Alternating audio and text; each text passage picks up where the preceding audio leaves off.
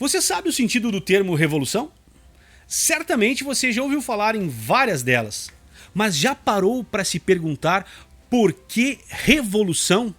Não poderia ser revolta, insurreição, levante, guerra ou algum outro termo nesse sentido?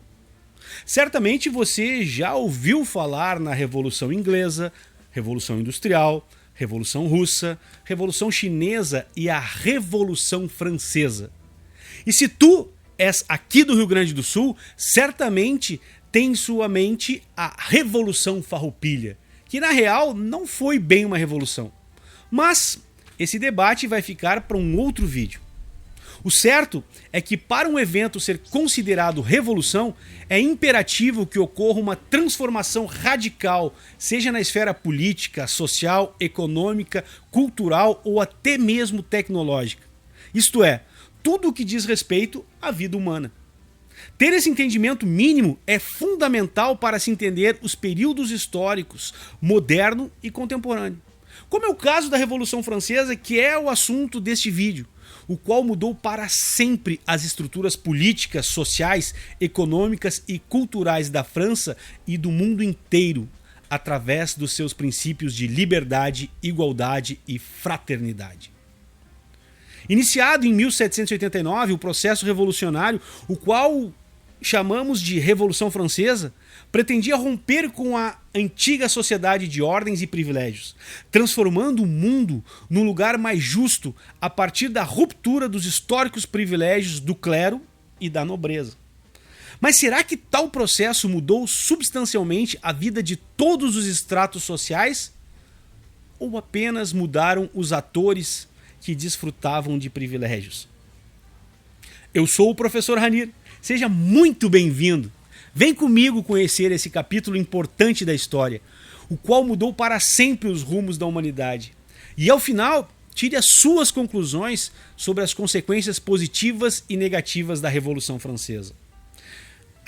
Aproveita a vinheta e deixa aquele like bacana para fortalecer o canal. Não esquece, é bem rapidinho, eu já volto.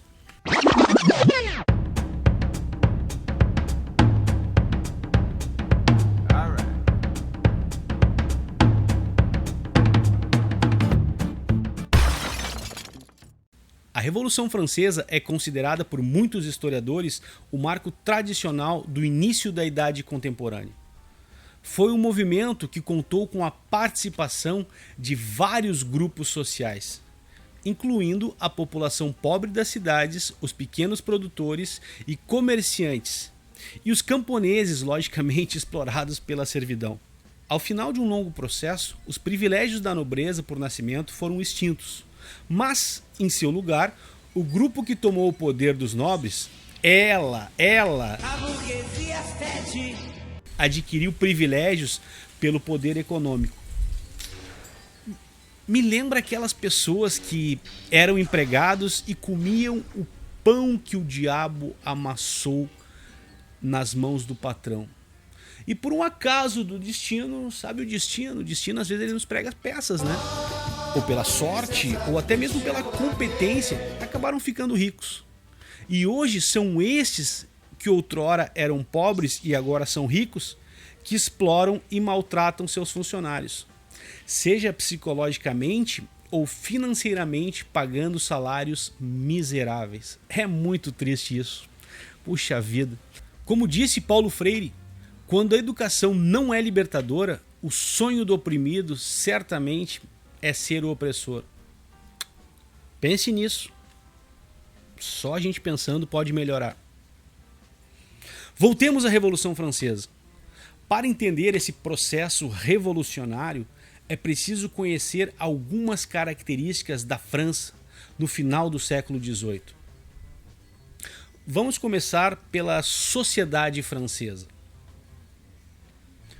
Por volta de 1789, a França era o país mais populoso da Europa Ocidental, com aproximadamente 25 milhões de habitantes. Essa população estava dividida em 3 ordens ou estados.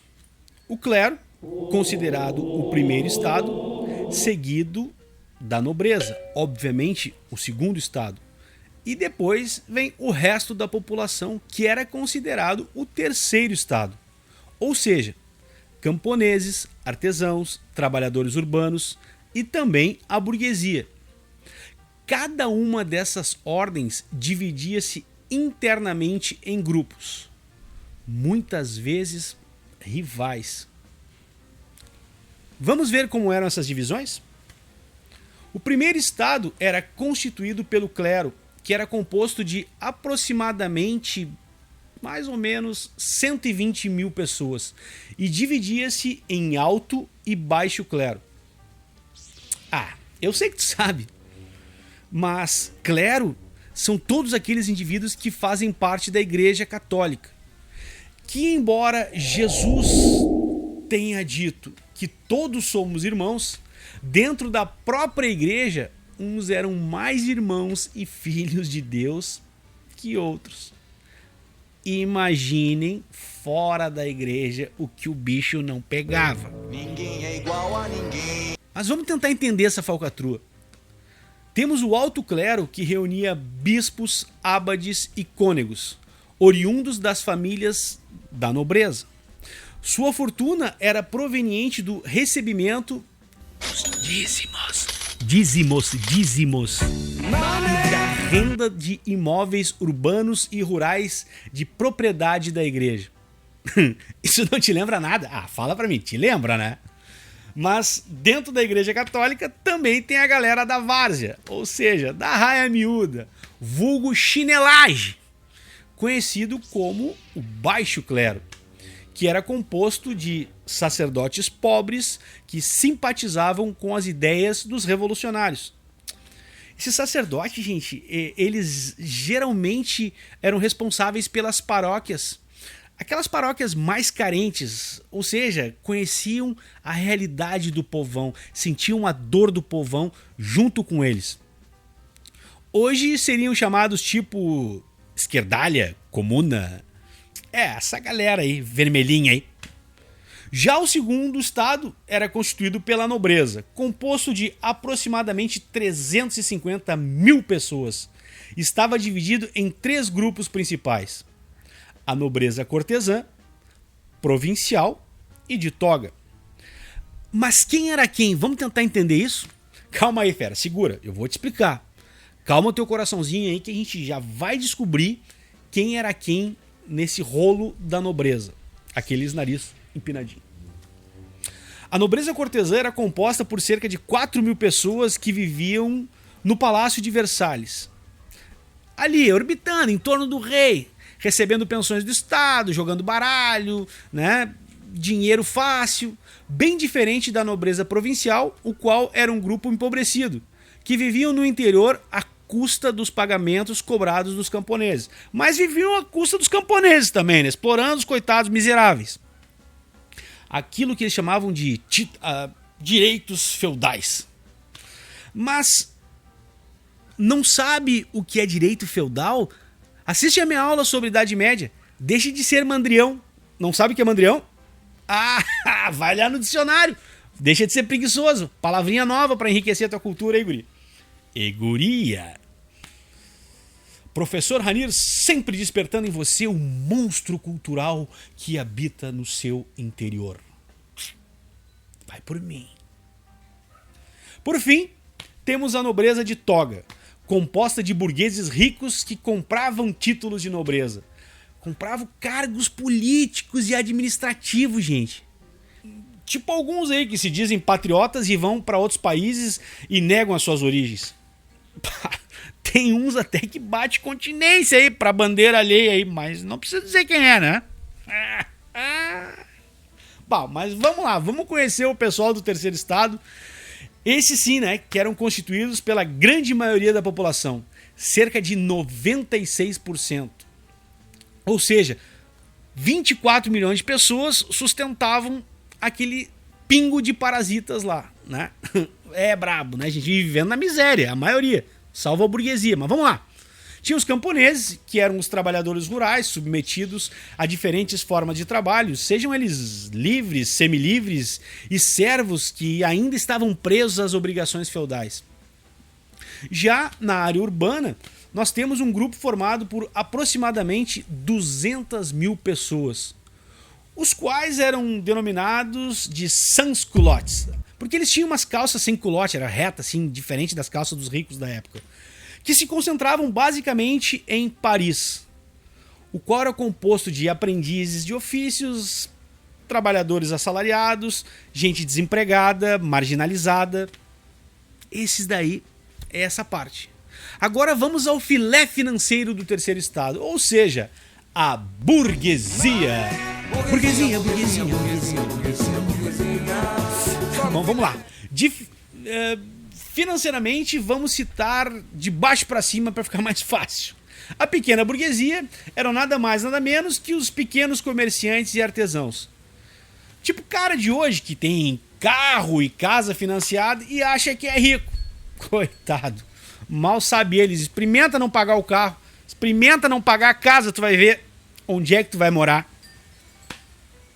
Depois nós temos a média burguesia, que eram os profissionais liberais, como médicos, advogados, professores e comerciantes. Bah!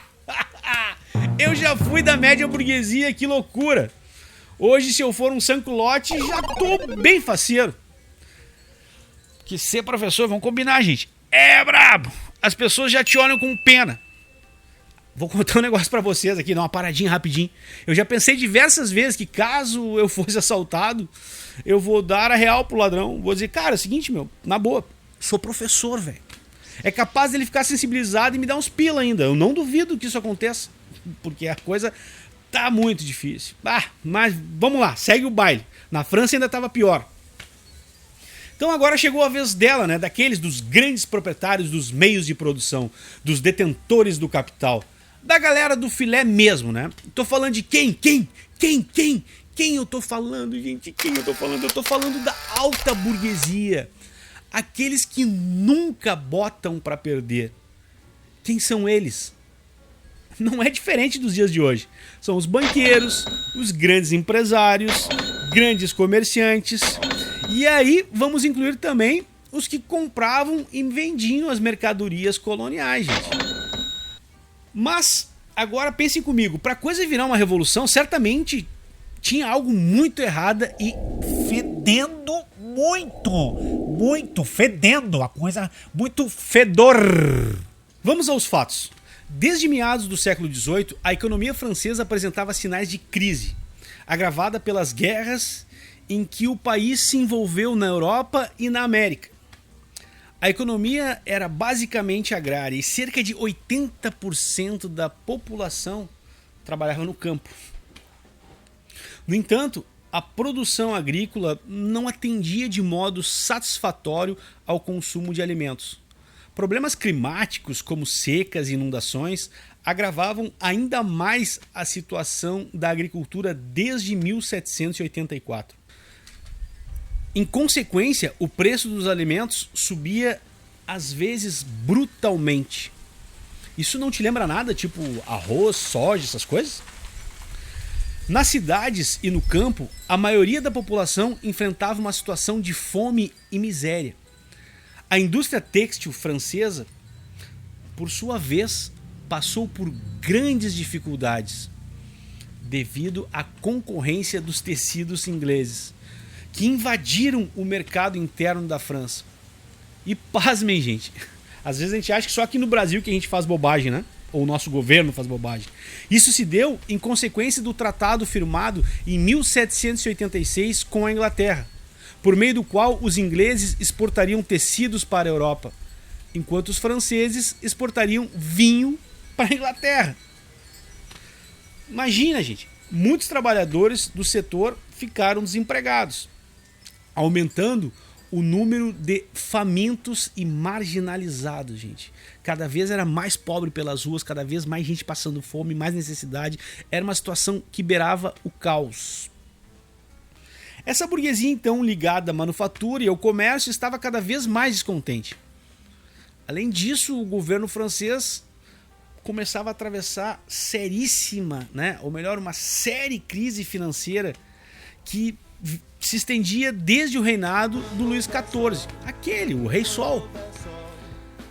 As despesas do Estado eram muito superiores às receitas do Tesouro Público. O déficit era crônico e a única maneira de resolver esse problema seria promover uma reforma tributária. E para mexer nisso, tinha que eliminar a isenção de impostos que era concedida ao clero e à nobreza, que nunca pagaram impostos. Vinha isso desde a Idade Média, eles eram privilegiados. Mas essas ordens, entretanto, não estavam nem um pouco dispostas a perder seus tradicionais privilégios, que também incluíam a exclusividade para exercer certos cargos públicos e, às vezes, receber, inclusive, pensões do Estado. Isso me lembra uma galera de Brasília, uma galera aí privilegiada aí do judiciário. Não te lembra nada aí, gente? Faz a reflexão, a história é para isso. Sobre o terceiro estado, aí vinha, né? Olha nós aí. Pesavam as obrigações de pagar impostos e sustentar as despesas desses grupos privilegiados que comiam lagosta, vinho, importado, essa coisa toda, né? Revoltado com os privilégios do clero e da nobreza, os membros do terceiro estado passaram a lutar pela igualdade de todos perante a lei. Setores da burguesia adquiriam cada vez mais consciência de seus interesses e defendiam a reestruturação do Estado, ou seja, vamos mudar essas leis que do jeito que tá difícil. Isso significava combater o absolutismo monárquico, a excessiva intervenção na economia, a intolerância filosófica e religiosa e os privilégios hereditários da nobreza e do clero. E tem mais outras coisas aí, né? Mas vamos ficar por aí, para vocês terem uma ideia da coisa como ela estava. Olha o iluminismo aí, gente! Começa a pintar o iluminismo na área. Então, olha as ideias chegando na prática. Te liga no iluminismo. Lógico que o fundamento filosófico dessas ideias veio do iluminismo, que caiu como uma luva. Pô, o iluminismo era tudo de bom para mudar isso daí. As discussões dos ideais iluministas pelos setores da sociedade que desejavam essas mudanças, elas começam a se tornar públicas, gente. Chegando aos salões, aos cafés, às lojas maçônicas. Além disso, gente, várias associações começam a se formar para divulgar esses textos, né, iluministas. Que, como eu disse para vocês, prestem bem atenção nisso, o iluminismo é a base, né, ideológica da Revolução Francesa. Não dá para pensar em Revolução Francesa sem pensar em iluminismo. Se tu ainda não sabe direito o que é iluminismo, assiste meu vídeo. Não te faz de louco, nem de louca. Deixa a preguiça de lado e vai assistir para entender. Aí tu vai ver bem direitinho como o iluminismo se encaixa aí muito bem. Pessoal, é importante entender que a Revolução Francesa não foi um morango. Foi algo bem violento. Pois, como diria o revolucionário Georges Danton, uma revolução não se faz com rosas. Embora Portugal tenha feito a Revolução dos Cravos. Que trocadilho infame que eu fiz, meu Deus. Vamos lá. O processo revolucionário francês foi complexo e contraditório, pois havia muitas divisões e conflitos entre seus protagonistas. Para facilitar o estudo da Revolução Francesa, vamos fatiar ela, né? Tipo um bolo e conhecer as suas fases, que são nada mais nada menos que a revolta aristocrática, a Assembleia Nacional Constituinte, a monarquia constitucional, a república e a convenção nacional. Ah, quase que eu vou esquecendo. E o governo do diretório. Bora lá conhecer e principalmente entender a revolução.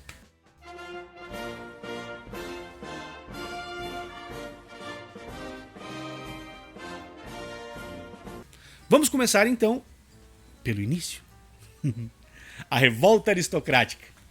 Qualquer tempo, qualquer lugar, em qualquer momento histórico, sempre aqueles que detêm os privilégios vão tentar de todas as formas sugar até a última gota de sangue daqueles que eles exploram, testando a paciência e o limite, seja mentindo, omitindo ou até mesmo negando o acesso ao conhecimento. E quando nada disso funcionar, nada mais, vem a repressão violenta. Ou você acha que a polícia existe só para prender bandido e o exército só para proteger o país? Presta bem atenção. e compare com os dias atuais e veja se não te lembra nada. Vamos lá, vamos entender. Segue o baile. A crise econômica francesa era grave, já que as despesas do Estado eram bem maiores que a receita. Para contornar a crise, o rei Luís XVI pretendia criar novos tributos, eu até já te falei, para o terceiro Estado. Se não fosse possível, teria de começar a cobrar impostos da nobreza e do clero, lembra disso, né? Mas, de verdade, assim como acontece no Brasil, vocês acham que os parasitas da nobreza e do clero iriam pagar impostos e abrir mão dos seus privilégios históricos? Se fosse o Cebolinha, diria: claro que não, Cascão! Sentindo-se ameaçados de seus privilégios tradicionais, em 1787, a nobreza e o clero revoltaram-se e pressionaram o rei a convocar a Assembleia dos Estados Gerais, que não tinha poder de decisão. Podia apenas opinar, mas ajudaria a obrigar o terceiro Estado a assumir os novos tributos.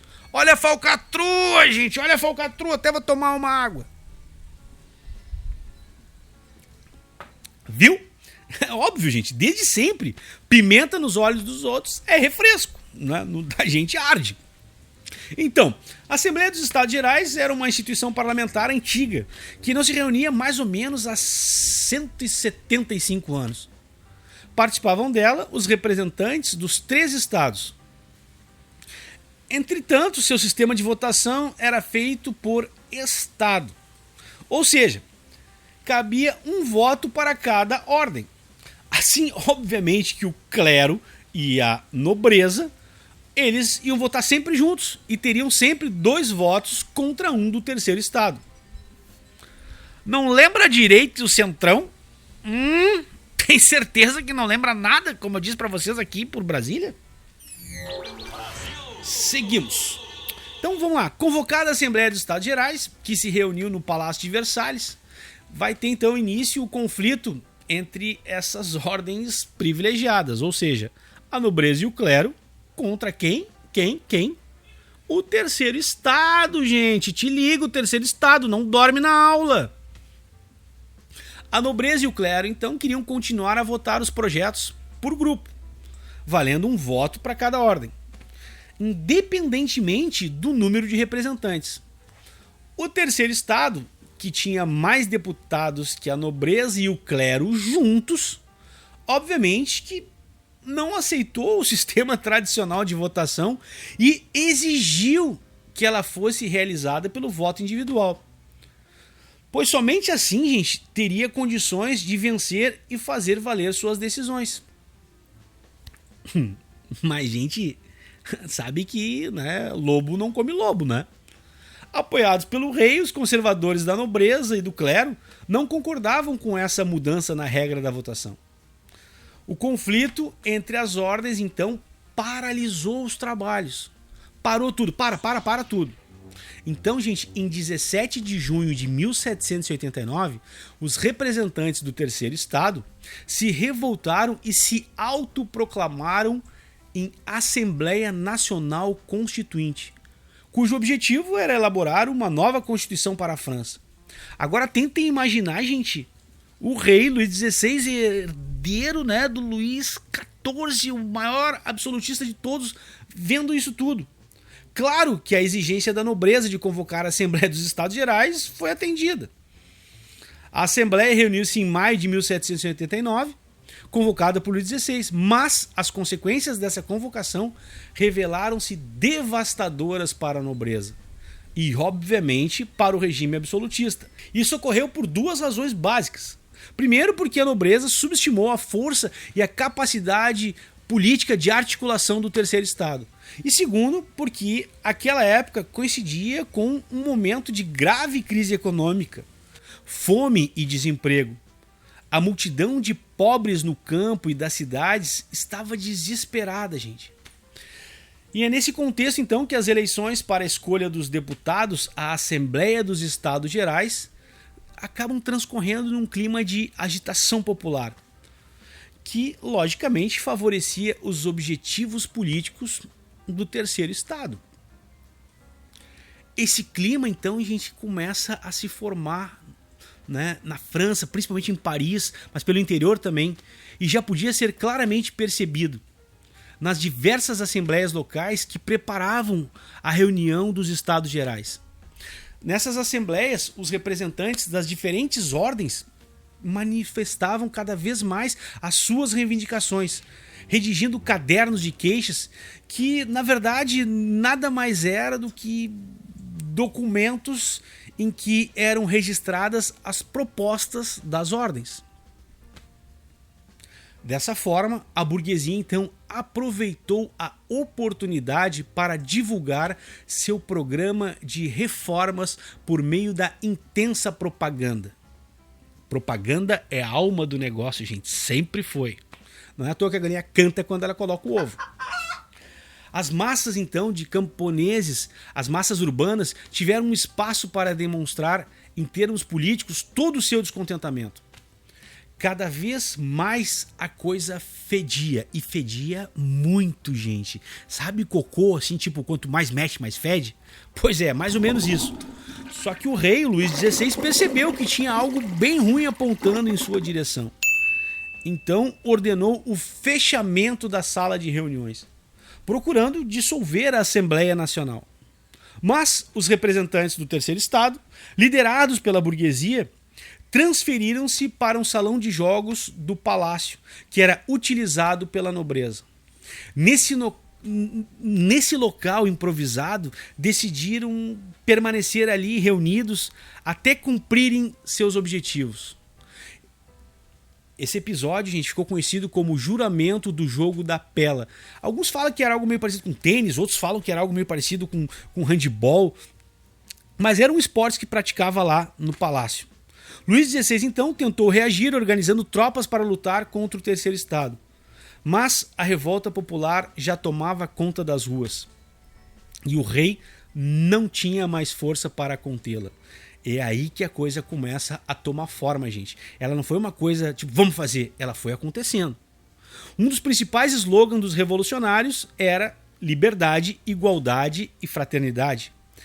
Foi então no fatídico dia 14 de julho de 1789 que uma multidão de populares parisienses invadiu e tomou a velha prisão da Bastilha, símbolo do poder absoluto do rei, onde ficavam presos os inimigos políticos da monarquia francesa. O que aconteceu? Os caras libertaram os presos, mataram os guardas, né? Arrancaram as cabeças, espetaram em lance, que se tornou um símbolo da Revolução Francesa, se apoderaram das armas ali estocadas e com a intenção de usá-las na defesa dos ideais do terceiro estado. De Paris, a revolta popular acabou se espalhando por toda a França, que sem força para dominar a agitação, o rei Luís XVI foi obrigado a reconhecer a legitimidade da Assembleia Nacional Constituinte.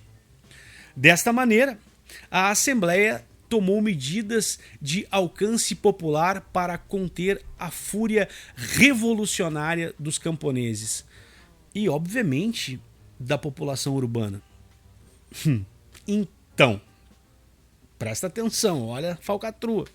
Em 4 de agosto de 1789, o regime feudal foi abolido pela Assembleia com a eliminação dos direitos senhoriais sobre os camponeses e o fim dos privilégios tributários do clero e da nobreza. A Igreja Católica tomou nos dedos. O objetivo era acalmar o ânimo dos grupos revolucionários que agiam por toda a França, massacrando nobres e tomando seus bens. Gente, olha a jogada, dá com uma mão e tira com a outra, porque eles não querem que o povão cresça muito as unhas, principalmente a burguesia, te liga nisso. Em várias regiões do país registraram-se casos em que grupos populares condenavam membros da nobreza a diversas formas de castigo. Cara, virou um Deus nos acuda. Tortura, enforcamento, esquartejamento. Imagina os caras com ódio dos ricos que sempre exploraram ele, né? Dessa nobreza. Cara, os caras fizeram o diabo, o povão, em cima desses caras. Esses episódios desse mês aí de agosto ficaram conhecidos como o Grande Medo. E no dia 26 daquele mesmo mês, a Assembleia Nacional proclamou a Declaração dos Direitos do Homem e do Cidadão. Isso sim, gente, um documento histórico para a humanidade, não somente para os franceses, cujos principais pontos eram o respeito pela dignidade das pessoas, a liberdade e a igualdade dos cidadãos perante a lei, o direito à propriedade individual, o direito de resistência à opressão política, a liberdade de pensamento e de opinião, e a redução do poder do clero, que naquela época era muito poderoso. Naquela época, vou ficar quieto, né? Em 1790, então, a Assembleia Constituinte confiscou diversas terras da igreja e subordinou o clero à autoridade do Estado. Essa medida ela foi tomada por meio de um documento chamado Constituição Civil do Clero. Olha que interessante isso. Vou tomar uma água aqui. Obviamente que o Papa não aceitou as determinações da Assembleia. E com isso, os sacerdotes católicos tinham duas opções. Ou saíam da França, ou iam lutar contra os revolucionários. Imagina padre pegando em arma. Eu fico imaginando como é que Jesus olhou isso lá de cima, cara. Meu Deus do céu. Muitos, porém, acataram as novas leis francesas e permaneceram no país. Alguns religiosos contentes e vários membros da nobreza refugiaram-se no exterior e acabaram decidindo organizar um exército para reagir à Revolução. Até que, gente, né, em 1791 foi concluída a Constituição elaborada pelos membros da Assembleia Constituinte. A França tornava-se uma monarquia constitucional, no qual o rei perdera seus poderes absolutos do antigo regime. Fedeu pro rei, né? Só que ele não vai deixar isso barato. Esse novo sistema de governo era dominado pela alta burguesia, o que fica muito claro e perceptível na Constituição. Gente, a burguesia ela não ia deixar o povão governar junto com ela. Óbvio que não, ela queria mudança, mas para beneficiar a si, não todo mundo. O ser humano sempre sendo ser humano. Não adianta, gente. A Revolução Francesa lutou por justiça, que foi amplamente divulgada pelas ideias de liberdade, igualdade, fraternidade. Mas isso não era para todo mundo. Claro que não era para todo mundo. A burguesia não queria o povão ali junto com ela. Ela queria o lugar da nobreza e não queria ser explorada daquela maneira. Pois embora na organização social tenha sido estabelecida a igualdade jurídica entre todos os indivíduos, né, extinguindo-se os privilégios do clero e da nobreza nas colônias francesas, acreditem, pasmem, com todas as ideias de igualdade, liberdade e fraternidade, a escravidão foi mantida nas colônias da França. Na economia, a Constituição instaurou a liberdade de produção e de comércio, afastando a interferência do Estado e proibindo a greve dos trabalhadores. Que igualdade é essa? Só vem a nós, a burguesia, em relação ao povão, nada. O que eu faço? Ai, que ó um bicho aqui. Ai, o estúdio, que estúdio é bravo, né? Em termos religiosos, a Constituição garantiu a liberdade de crença, separou o Estado da Igreja e nacionalizou os bens do clero. Ó, gente, pode ver, tudo favorecendo a burguesia, gente, pouca coisa ao povo. E tirando o poder daqueles que outrora tinham. Na organização política foram criados 3 poderes: o legislativo, o executivo e o judiciário. A ideia era separar para que não tivesse conflito. Tipo aqui, sabe?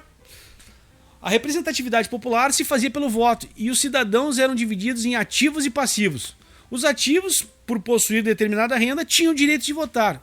Chamamos aqui, né, gente, de voto censitário, o que na prática exclui os mais humildes de participarem do processo político, né? Olha só, às vezes a gente olha lá para o outro lado do centro e diz, mas os franceses são melhores que nós. Cara, como diz a minha esposa, o ser humano é o ser humano em qualquer lugar, em qualquer tempo histórico. Você sabe que toda ação tem uma reação. Isso é a famosa lei de Newton. Que loucura, meu. O professor Ranier também é cultura, mas fala a verdade. Eu mereço um like. Vai ali rapidinho e dá um like ali. Depois dessa aqui, gente, aqui, pessoal que curte interdisciplinaridade, me puxei, velho. Me puxei as ganha com isso. Fala real. Diz que não. Mereço like. Vai lá dar o like rapidinho se tu não deu lá no início, lá quando deu a vinheta, o preguiçoso. Preguiçosa também. Are you listening? Damn.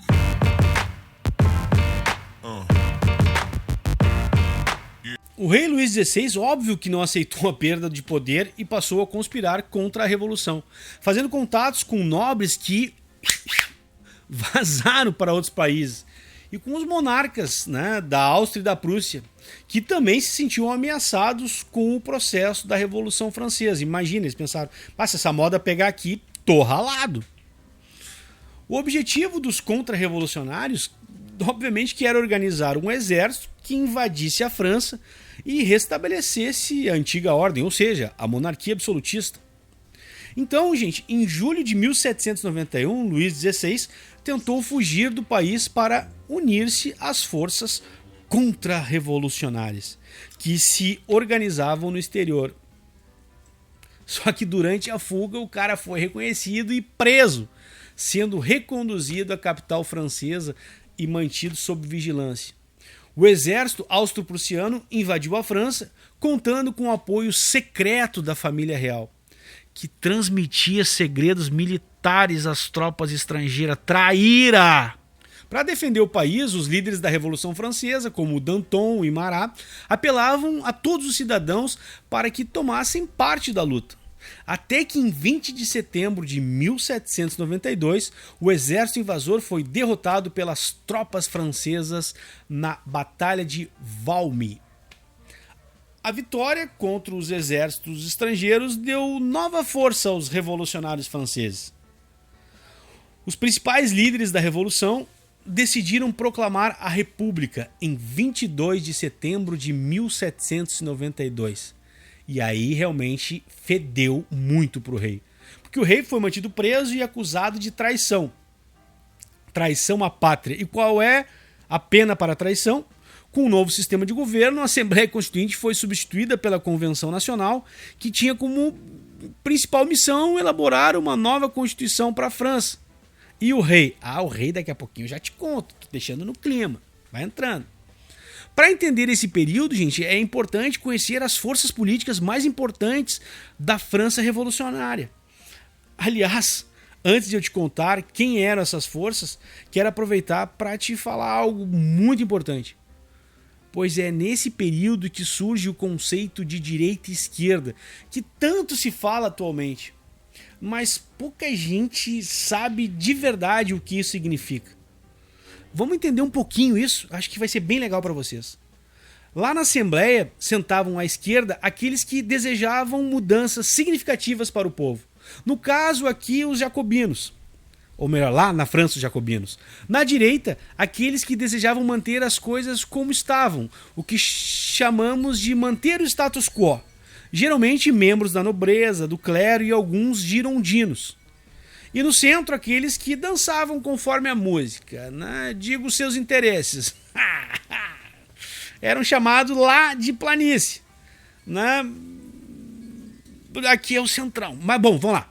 Vamos conhecer o que esse povo e o que eles queriam.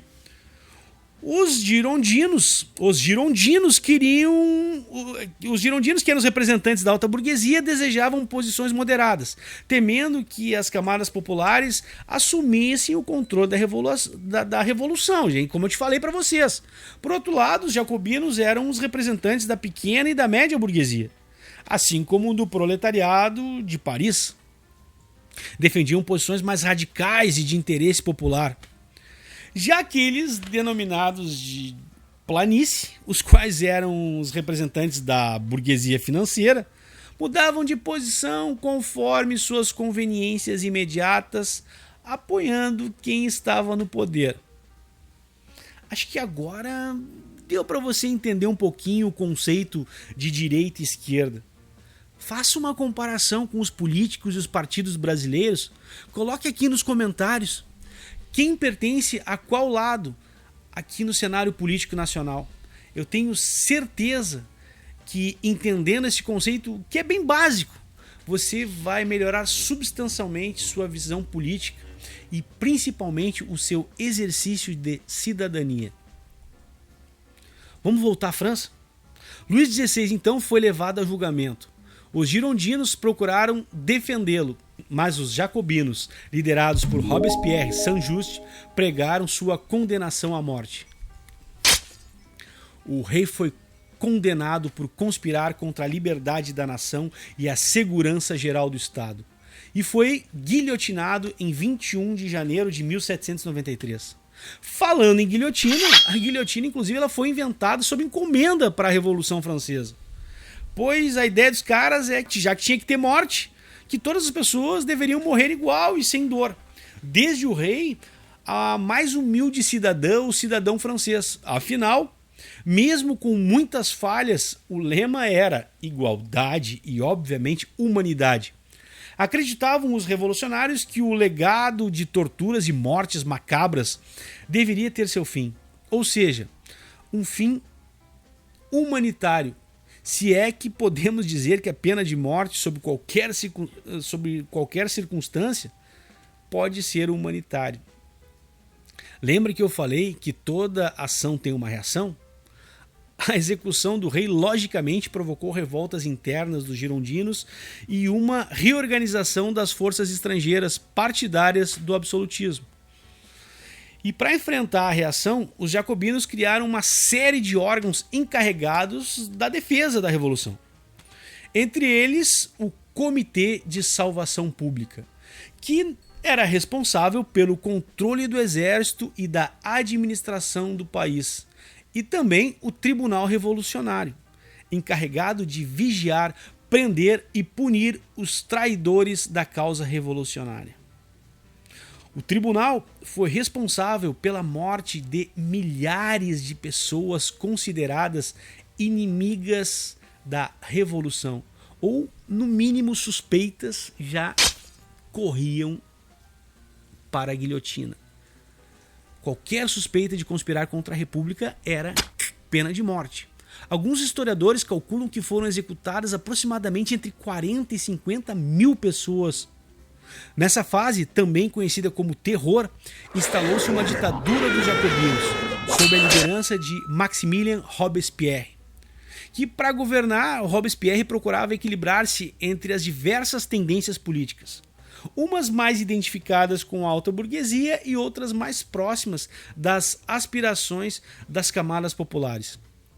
Estas desejavam, entre outras medidas, o tabelamento dos preços dos gêneros, de primeira necessidade, principalmente o aumento dos impostos para os mais ricos e maior proteção legal para os pobres, idosos e também até mesmo os desocupados. Durante seu governo, Robespierre obteve alguns êxitos, principalmente no setor militar.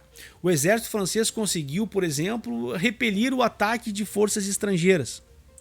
No governo de Robespierre vigorou a nova Constituição da República, a de 1793, que assegurava ao povo o sufrágio universal, ou seja, agora todo mundo podia votar, menos as mulheres. O direito de rebelião, de trabalho e de subsistência. Continha também a declaração oficial de que o bem comum, a felicidade de todos, era de fato a finalidade do governo. Aliviadas as tensões decorrentes da ameaça estrangeira, os girondinos e o grupo da planície uniram-se contra o governo de Robespierre. Afinal de contas, o povão está conseguindo muita coisa. Sem o necessário apoio político, Robespierre não teve condições de reagir a seus opositores, sendo preso em 27 de julho de 1794 e logo depois guilhotinado, encerrando assim o chamado período do terror. Eu acho que é importante destacar que o governo de Robespierre, ou seja, dos jacobinos, foi um momento de progresso na história revolucionária francesa. Só que os exageros e principalmente o terror, né, gente, onde milhares de pessoas foram guilhotinadas, muitas vezes sumariamente, sem um julgamento justo, às vezes por picuinha que um delatava o outro, foi um fator determinante para a queda dos jacobinos e a ascensão dos girondinos. Porque isso serviu de pretexto para que os girondinos, que estavam descontentes com as políticas sociais e econômicas, acabassem derrubando Robespierre e tomassem o poder, evitando assim que mais avanços populares fossem implementados na França revolucionária. Depois que Robespierre foi tirado do poder, a Convenção Nacional passou a ser controlada pelos representantes de quem, adivinha? Dos interesses da alta burguesia, né, os girondinos. Com essa nova orientação política, essa convenção decidiu elaborar outra constituição para a França, a qual foi concluída em 1795 E nessa Constituição foi estabelecida a continuidade do regime republicano, que seria agora controlada por aquilo que se chama de diretório, composto por 5 membros eleitos pelo Legislativo. O diretório, então, vai vigorar entre 1795 e 1799, período em que o governo tentou conter o descontentamento popular e afirmar o controle político da burguesia sobre o país. Mas ele era frágil. O território francês voltou a ser ameaçado pelas forças absolutistas vizinhas e a situação cada vez se agravava mais e mais. E é aí que pinta o Tio Napo. Conhece o Tio Napo? É o grande general Napoleão Bonaparte, que adquiriu prestígio por seu desempenho na repressão de rebeliões contra o governo e com o apoio da burguesia e do exército. Te lembra alguma coisa, meu velho? Apoio da burguesia e do exército? Deflagrou um golpe. No dia 10 de novembro de 1799, ou chamado 18 de Brumário, se quisermos usar o calendário instituído pela Revolução Francesa, ele, o Tio Napo, assim, Napoleão Bonaparte, contando com o apoio de influentes políticos burgueses, dissolveu o diretório e estabeleceu um novo governo, denominado de consulado. Esse episódio, que acabou ficando conhecido na história como golpe de 18 de Brumário, para muitos historiadores, Napoleão evitou que setores mais identificados com os interesses das camadas populares, como os jacobinos, ascendessem ao poder. Com isso, então, acabou consolidando as conquistas da burguesia francesa, encerrando o ciclo revolucionário. Perceberam quanta semelhança o contexto histórico da Revolução Francesa tem com o Brasil atual? O quanto é importante lutarmos pelos nossos direitos e por justiça social? Sendo que a principal luta está no campo, aqui, gente, das ideias. Precisamos ler, estudar muito, debater, pois somente assim poderemos mudar a realidade do mundo que a gente vive, especialmente a do Brasil, onde poucos têm tanto e a maioria tem quase nada. Eu espero que você tenha gostado. E se tiver alguma dúvida, deixa aqui nos comentários, gente. Um fraternal abraço a todos e um beijo no coração. Tchau, tchau. Valeu, muito obrigado, gente.